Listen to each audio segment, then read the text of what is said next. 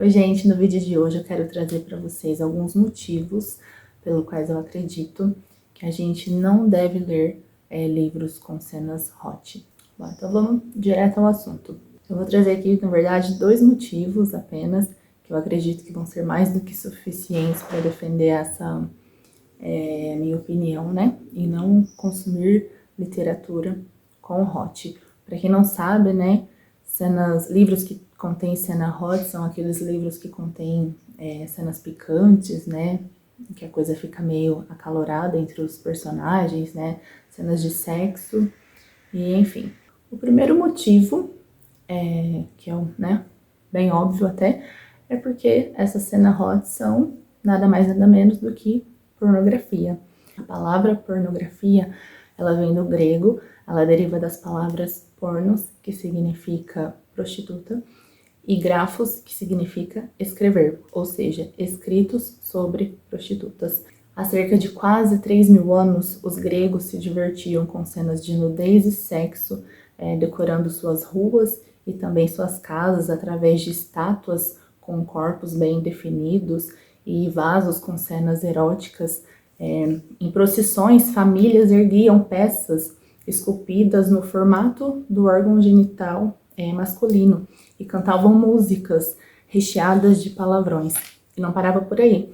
Eles também se deleitavam com concursos com mulheres nuas e teatro com histórias picantes para aqueles que eram mais cultos. De lá para cá, o mundo, né, foi de mal a pior. A gente não precisa ir muito longe para poder comprovar esse fato, né? Observemos o nosso amado Brasil.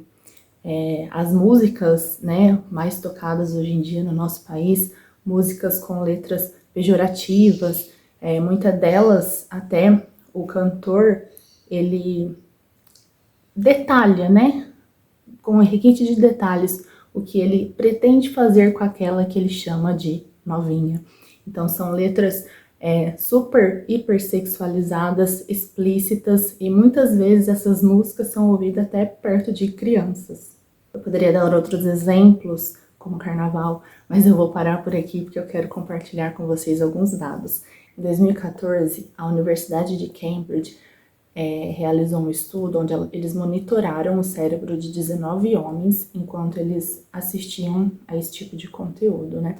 Os dados mostraram que enquanto esses homens viam esse tipo de conteúdo, no cérebro deles foram ativados os mesmos centros de recompensas ativados em viciados em drogas. Além disso, um dos participantes perdeu o emprego por acessar esse tipo de conteúdo no ambiente de trabalho e outros ainda relataram pensamentos obsessivos em sexo. A especialista do estudo relatou que esses homens, eles não conseguiam manter uma performance, né, na hora do ato em si, porque eles destruíram completamente o seu apetite sexual.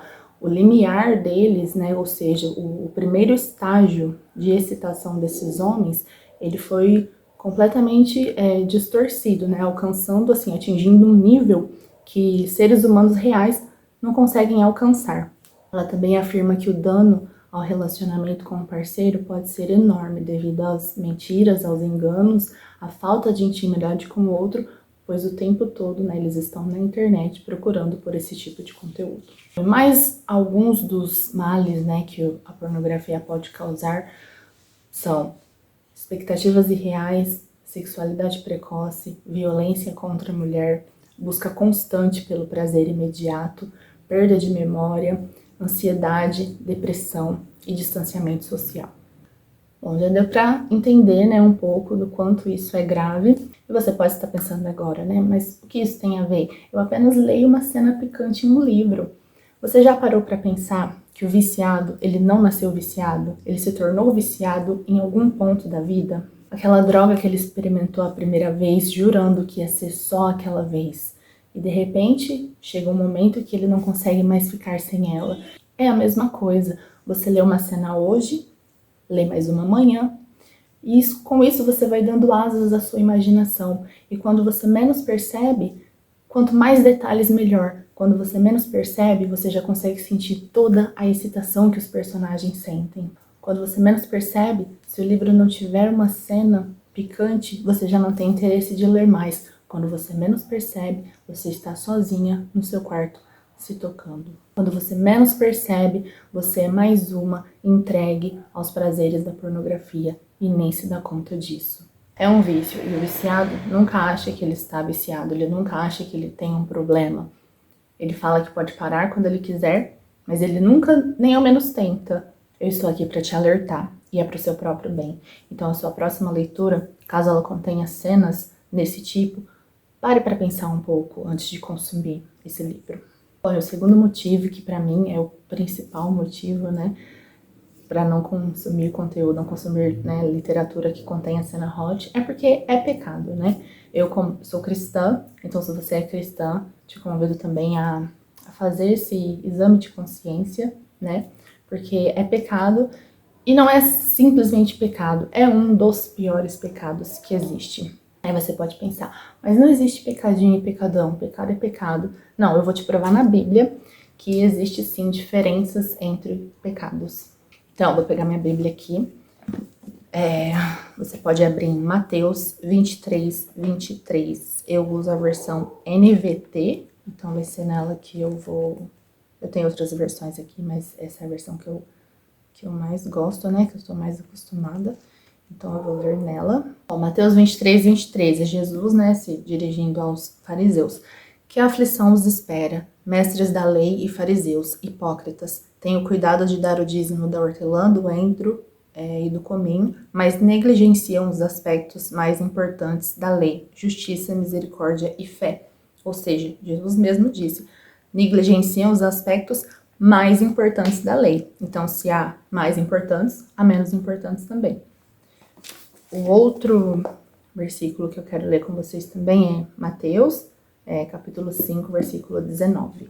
Portanto, quem desobedecer até ao menor mandamento e ensinar outros a fazer o mesmo, será considerado o menor no reino dos céus. Ou seja, quem desobedecer até ao menor mandamento. Mais uma vez, se existe menor mandamento, então existe maior mandamento. 1 João, capítulo 5, versículo 16. Se alguém vir o irmão cometer pecado que não leva à morte, ore por ele, e Deus dará vida a esse irmão que pecou de maneira que não leva à morte. Mas há pecado que leva à morte, e não digo que se devorar por aqueles que o cometem. Enfim, então há pecados que são para a morte, e há pecados que não são para a morte. Os castigos aplicados por Deus, né, para o povo na Bíblia, não eram sempre os mesmos, era conforme a gravidade, né, do pecado do povo. Então, um exemplo, quem matava, pagava com a vida, quem mentia, não. Então, diferentes pecados, diferentes consequências. Eu não estou aqui dizendo que pecado sexual seja o maior pecado, não, né, porque eu creio que o maior pecado seja, no caso, idolatria, né, porque fere o primeiro mandamento, que é amar a Deus sobre todas as coisas. Mas eu estou dizendo que, defendendo, né, que o pecado sexual é um dos maiores pecados, né? Eu vou te comprovar isso na Bíblia também. 1 Coríntios, capítulo 6, versículo 18. Fujam da imoralidade sexual. Nenhum outro pecado afeta o corpo como esse, pois a imoralidade sexual é um pecado contra o próprio corpo. Vocês não sabem que seu corpo é o templo do Espírito Santo que habita em vocês e lhes foi dado por Deus? Vocês não pertencem a si mesmos, pois foram comprados por alto preço. Portanto, honrem a Deus com seu corpo. Ou seja, o pecado da imoralidade sexual é um pecado, é o único pecado que atinge o nosso próprio corpo. E a gente é templo do Espírito Santo. Jesus comprou a gente e o preço foi pago, foi muito alto, foi preço de sangue, entendeu? Então, vocês conseguem entender a gravidade do pecado, porque eu defendo, eu afirmo que o pecado da imoralidade sexual é um dos maiores pecados, porque fere também o nosso corpo, que é templo do Espírito Santo. E a depravação sexual, né, continuando na Bíblia ainda, a depravação sexual no Antigo Testamento era punida com morte. Era punida com morte. Vou pegar um exemplo assim. Davi, que era um homem segundo o coração de Deus. Davi, quando ele tem todo o B.O. lá com Batseba, né, que o Deus alerta ele através do profeta Natan, se eu não me engano, né? O profeta chega para ele e fala, um homem, né, tinha apenas uma ovelhinha, uma cordeirinha, se eu não me engano, e aí um homem rico que tinha várias foi lá e pegou a única cordeirinha que o homem pobre tinha. E aí, né, Deus fala através do profeta para Davi, e Davi fala, não, esse homem tem que pagar 4 vezes mais. E aí quando, né, o profeta fala, foi você esse homem, Davi, Davi se arrepende, Deus perdoa ele, mas ainda assim ele colhe as consequências do pecado dele. Tanto que Deus fala, né, o sangue é derramado na família de Davi por conta desse pecado 4 vezes mais. Então, a primeira morte foi o filho, né, que ele teve com Batseba, o primeiro filho. A segunda morte foi Aminon, que foi o filho dele que acabou abusando, né, de sua irmã. Então, o seu outro irmão, Absalão, foi lá e matou Aminon. Absalão também morreu. E depois que Davi morreu, teve um filho dele que quis disputar com Salomão lá, quis roubar, né, o trono de Salomão e acabou morrendo também, que é Adonias. Então, 4 vezes o sangue, 4 vezes mais, né, o sangue foi derramado na casa de Davi, que era um homem segundo o coração de Deus. Ele se arrependeu, né, Deus perdoou ele, mas ainda assim ele sofreu as consequências do pecado dele. Então, pecado sexual é uma coisa muito séria, né? Que a gente tem que ter consciência disso, de quão sério é. E Deus, em sua infinita misericórdia, Ele pode nos perdoar mediante o nosso arrependimento. Mas ainda assim, tudo aquilo que a gente plantar, a gente vai colher. E isso também está na Bíblia. Então, eu te convido hoje a tomar consciência dos seus atos. Não achar que, você pode achar que é apenas uma cena picante de um livro, mas não é.